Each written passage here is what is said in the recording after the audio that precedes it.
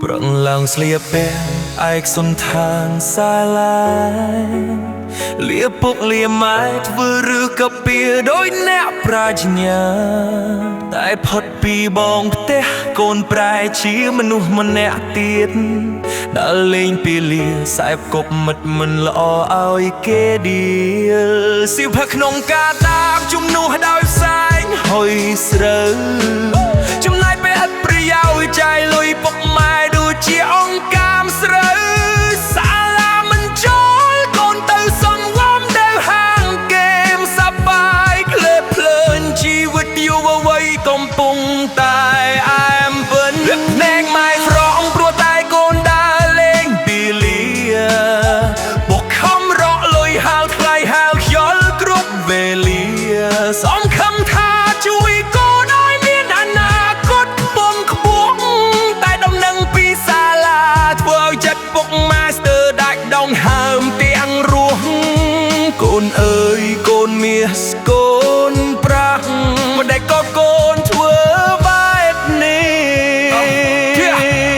ព្រឹកទៅឆ្លេះចោះលេខរៀងចុងក្រោយទីក្នុងគណៈលោកគ្រូអ្នកគ្រូហើយអាណាព្យាបាលមកជប់ផ្ទាល់ណែមិនដើរចុះសាលាបៀងចិត្តភ័យអអានទេអានទេ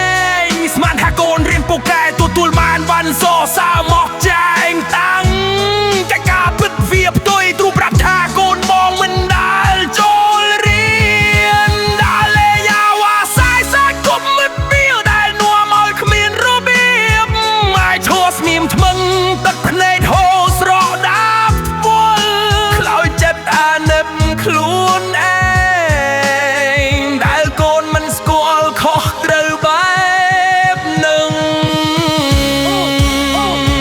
នៅឯផ្ទះមិនដឹងអីសោះខំធ្វើការងារធ្ងន់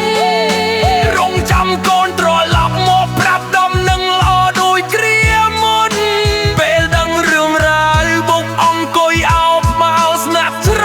ងំមិនមែនខឹងកូនពេលតែខូចចិត្តដែលកូនមិនប្រឹមមិនធាក់គេដែលមួលនៅពេលមកធ្លាក់ខ្លួនគេទៅបាត់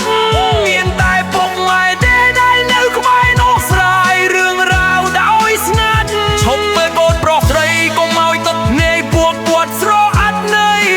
កែខ្លួនសាជាថ្មីមុននឹងជីវិតកូនត្រូវរលាយក្នុងភពជ្រាំនៃនរ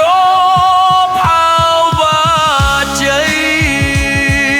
ស្ដាប់ណាកូនលុយឡានវេលា